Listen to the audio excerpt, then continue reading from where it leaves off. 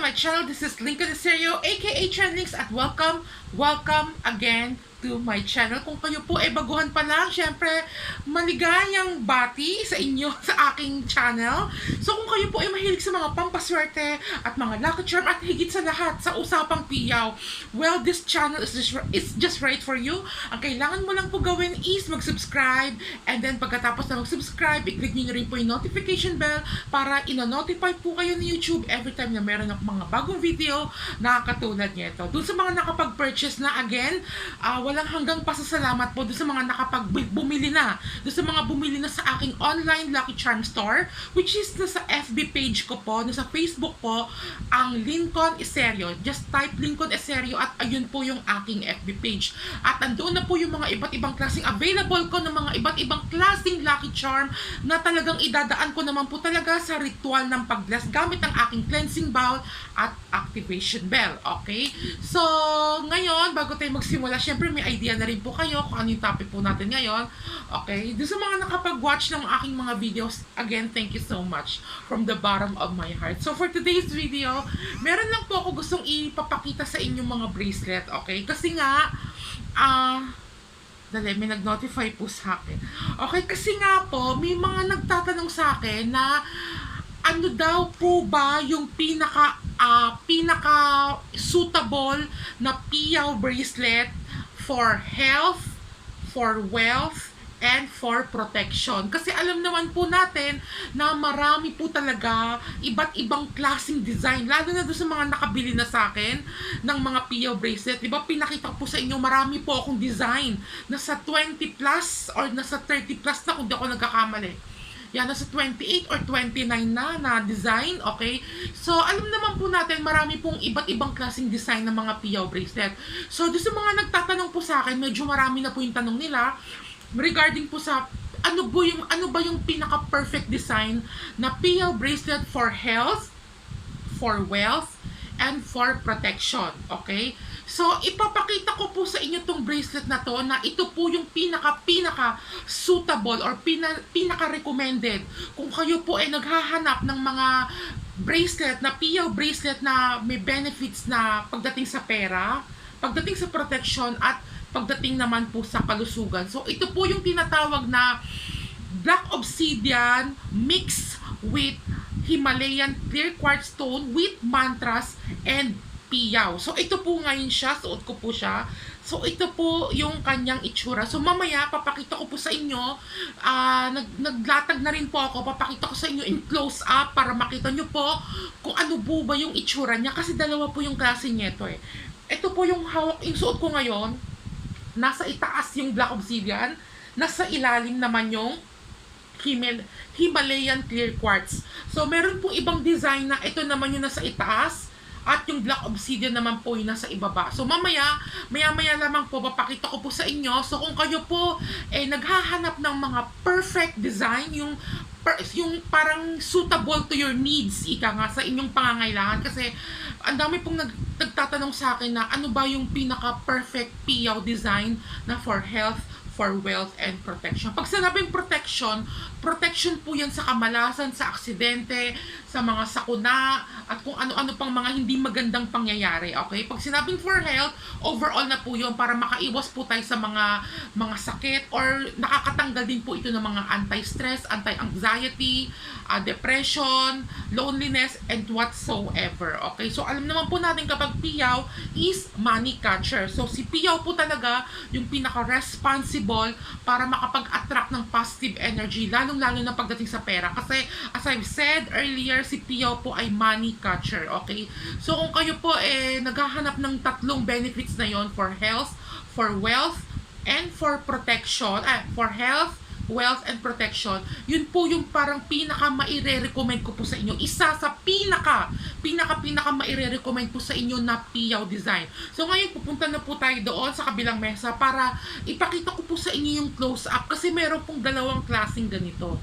Okay? So again, ang pangalan po niya ito is the Black Obsidian mixed with Himalayan clear quartz stone with piyaw bracelet. Okay? So punta na po tayo doon para maipakita ko po sa inyo yung close-up kung ano ba yung tinutukoy ko na bracelet na yon, okay? Hi everyone! So ito na nga po yung tinutukoy ko sa inyo. Yung mga nagtatanong dyan regarding po sa ano ba yung pinaka-perfect design na PO bracelet for health, for wealth, and for protection. So ito po yung pinaka highly recommended ko po talaga sa inyo. Okay, so i-explain ko po sa inyo kung bakit ito po yung for health, for wealth, and for protection, okay? So, kung papansin niyo po, ito po yung dalawa po yung klase niya, okay? So, papakita ko sa inyo, ito yung isang klase niya, yung nasa itaas yung Himalayan clear quartz stone at nasa ilalim naman yung black obsidian.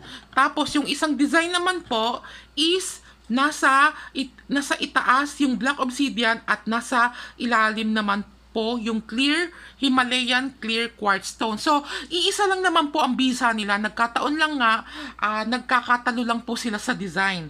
Okay? So, kung papansin niyo po, ayan po siya. Magkakaiba po yung kanyang may mga 19 cm, may mga ito 19 cm, tapos dito naman 18 cm, 17 cm.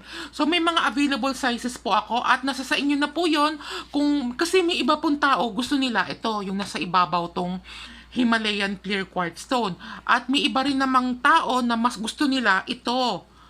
Ito po yung mas gusto nila, yung nasa itaas yung black obsidian at nasa ilalim naman yung clear quartz stone. Kaya nagkaroon po ako ng dalawang variant na design. So it really up to you.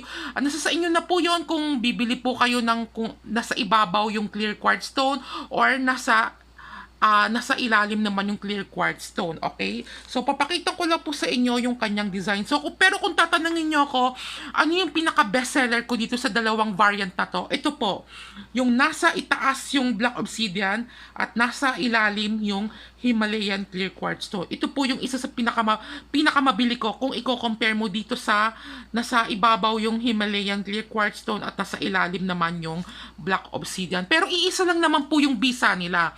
Okay? Nagkataon lang, nagkaroon lang ako ng dalawang pagpipilian na variant. Kasi nga magkakaiba po yung hilig ng tao, magkakaiba po yung mga gusto ng mga tao. So ngayon, explain ko po sa inyo, kuha lang po tayo ng isa, bakit ito po yung tinatawag na for health, for wealth, and for protection. So ngayon, unahin po natin ng for wealth.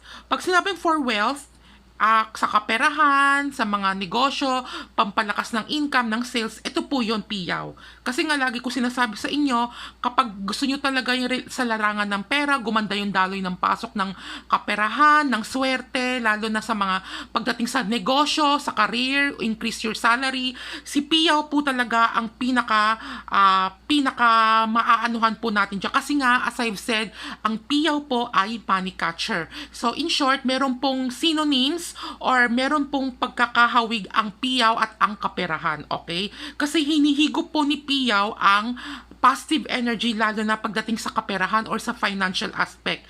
Okay? So, next naman po is for protection. So, pag sinabing for protection, ito naman po yun, black obsidian stone with mantra. So, yung black obsidian stone po is responsible for protecting us from negative energy or yung tinatawag na kamalasan together with the mantras. So, ito po yung mantras. Ito yung mga nakasulat, yung mga nakaukit. Yan po yung mga dasal. Dasal po yan. Okay? Sinaunang dasal po yan. So, it means for protection nga against sa mga iba't ibang klaseng kamalasan. So, pag sinabing kamalasan, yan po yung mga aksidente, yan yung mga sakuna, yung mga hindi magandang pangyayari, 'di ba? Alam niyo na kung ibig ko sabihin, 'di ba? So, ngayon, sumunod naman po ay ang for health. Okay? Pag sinabing for health, dito na po papasok yung Himalayan clear quartz stone. So, ito po yung Himalayan clear quartz stone. So, ang responsible po niya ito, ang benefits po niya itong Himalayan clear quartz stone is for anti-stress, anti-anxiety, for depression, anti-depression, for loneliness, or lonesome, or kung kayo po ay sakitin, pwede rin po ito, okay? Kung kayo po ay anemic, pwede rin po ito. Or, tawag dito, kung kayo po ay may pinagdadaanan at talagang apektado ang inyong emotional, pwede makakatulong po itong Himalayan Clear Quartz Stone. At pang-iwas na rin po ito sa mga karamdaman, itong Himalayan Clear Quartz Stone, okay? So kasama din po yung sa mantras, yung dasal, to shield you from negative energy, to shield you from sickness or disease sa mga iba't ibang uri ng sakit. At itong mga Himalayan Clear Quartz Stone is nakakatulong po for, ayan, kuha tayo ng isa,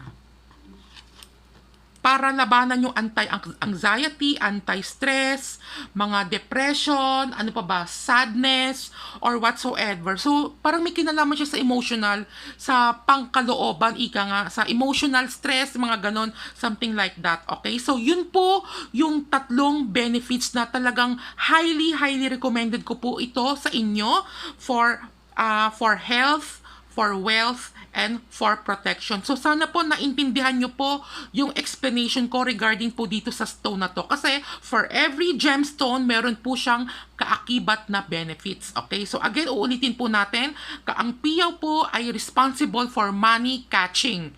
Okay? May kinalaman po ito sa sales, sa pera, sa pagdaloy, pagpasok ng kaswertihan pagdating nga sa kaperahan. So, for protection naman po itong, for protection from negative energy, itong Black Obsidian Stone.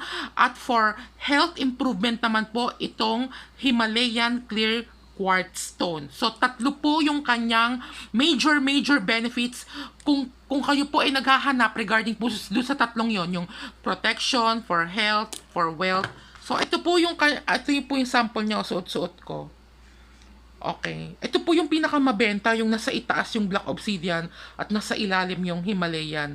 Yan po yung pinakamabilis sa akin. Although may mga bumibili rin naman ng gusto nila, nasa ibabaw yung Himalayan at nasa ilalim yung Black Obsidian. So, anything will do. Kahit saan po yung pipiliin nyo, iisa lang naman po ang bisa niyan, mga yan. So, ngayon, ito po yung kanyang mga sample design ko. Available na po siya sa 17cm, 18cm, 19cm, and wala pa akong 20cm. Okay? So, kung kayo po ay interested regarding po dito sa tatlong benefits na to, for health, for wealth, and for protection, ito po talaga yung bracelet na highly recommended ko po sa inyo. At sinisigurado ko po sa inyo na dadaan po ito sa cleansing bowl at activation bell po under your name and birthday para ma-activate po siya, or in short, para magkaroon po siya ng visa kapag sinuot nyo na po ito. Okay? So, yun lamang po. Sana po nagustuhan nyo tong video na to. At kung kayo po gustong mag-order regarding po dito sa mga bracelet na to, you are feel free to comment down below, or you can reach me out at Messenger. It's Lincoln Eserio. Or you can call me at 0923-416-5082. Uulitin ko po, 0923-416-5082. Pwede rin po kayo mag-text to inquire. Okay? So, wala naman masama kung magtatanong lang po kayo. Okay lang din naman po sa akin. So, okay, let's take the final look. So, ayan po. Ayan po. Okay, so kung papansin niyo po, iilan na lang po yung ano ko. Yung ganito ko, yung nasa ibabaw, yung Himalayan, nasa ilal. Mostly yung mga, mas marami akong stock na ganito, yung nasa itaas yung Black Obsidian at nasa ilalim, kasi mas mabili po siya kung i-compare mo din sa ikalawang variant. Pero may mga naghahanap din ng nasa ibabaw yung Himalayan Clear Quartz at nasa ilalim yung Black Obsidian. Okay, so yun lamang po. Again, this is Lincoln Eserio. Maraming salamat po sa inyo. So, sa mga di pa nakakapag-subscribe, mag-subscribe na po kayo. It's Lincoln Eserio, aka Trendlings, and till the next video. Regarding po pala sa price, mag-PM na lang po kayo sa akin. Okay, so thank you so much and goodbye.